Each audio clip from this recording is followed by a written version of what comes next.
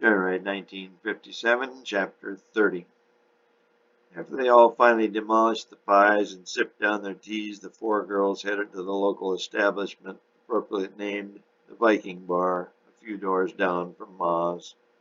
Misty hooked up with a local doctor. Veronica hooked up with the tall man in the black suit. AJ hooked up with the tall husky man, and BJ met a local fishing guide. By midnight all were in bed with who knew what, but all four girls would later say it was the best sex of their lives.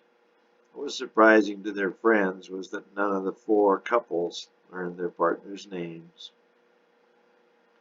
While this night of Viking passion was playing out in rooms 26, 29, 30, and 33 of the Lakes Motor Hotel in Alexandria, Minnesota, in room number 1, James was stirring. He had slept most of the afternoon. It was midnight by the time he ate another delivered meal and another hot beef sandwich, but this time with some Nefla soup. He showered, dressed, packed his bag, scoured the room for anything he might have forgot, and then knelt down by the bed. He looked under it and saw a couple of papers full of calculations. He picked those up, put them in his case, and then had a sudden urge. He remained kneeling by the bed, folded his hands, and said, "Dear God, it's been a long time. I've not stayed on your course, but after these few weeks I think maybe we are on the same side. Thanks for preserving my life here and on the Normandy beach. I'm coming to grips with the fact that maybe you are helping me. I'm not sure where I'm headed. Would you please see fit to give me a nudge now and then so that I can find whatever it is I'm supposed to be looking for? Amen." He got up slowly. The headaches were still vicious, but he was on aspirin, steady. Sometimes it took 3 or 4 to allow him to function. His memory before Kansas was still a blank, but his detailed notes were giving him some hints. He took his bag, walked out to the Fairlane with a retractable hardtop, and climbed behind the wheel. It was pitch dark, but he left the lights off after he hot-wired the car. He idled slowly out of the parking lot and headed north up Broadway. He went past the bank, Ma's, the Viking Bar, which was now dark, and almost to Lake Agnes. He made a U-turn and parked on the west side of the street. The runestone was housed in an older building. He went to the door facing the street, but it was locked. He then went around to the back. That door was also locked. He took out a pick and easily picked the old rusty lock. He eased inside and soon found the stone. There was a dim security light on in the room. He stared in awe at the stone. He had pictures of it, but in real life it was amazing. It was rectangular, but at least 6 inches thick. It was about 3 feet high, he judged, and 1.5 feet wide. There was rune writing covering its face and also along its right edge. He knew the writing translation by heart. He took his little flashlight and began to look more closely at the stone. Finally, he said aloud, "This stone must have been cut from something, some other rock. It's too square or rectangular. I wonder where it was cut from. These lines, look at the lines crossing the stone. They were purposefully made also." He was looking at some lines crossing the stone's front face. He pulled a piece of paper from his pocket and sketched the lines. And these ridges. The stone must have split unevenly when it was cut. Also, the stone is two-colored. That bottom corner is lighter. He went back to the lines. There are at least 2 major lines running across it. I wonder. He looked at the bottom of the stone. There was a diffuse non-pattern of whitish blotches on it.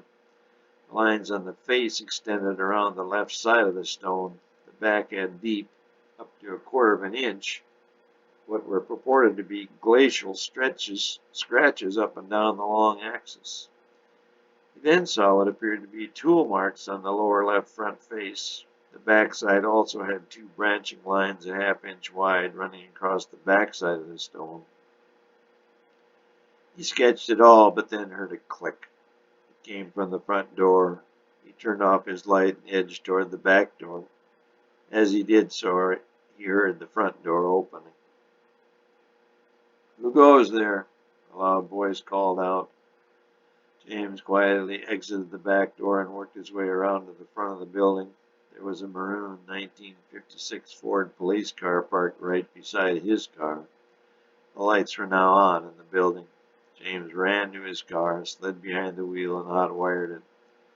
For some reason, it would not start. Finally, after a couple minutes, he got it to fire. He pulled away just as a patrolman was coming back out the front door.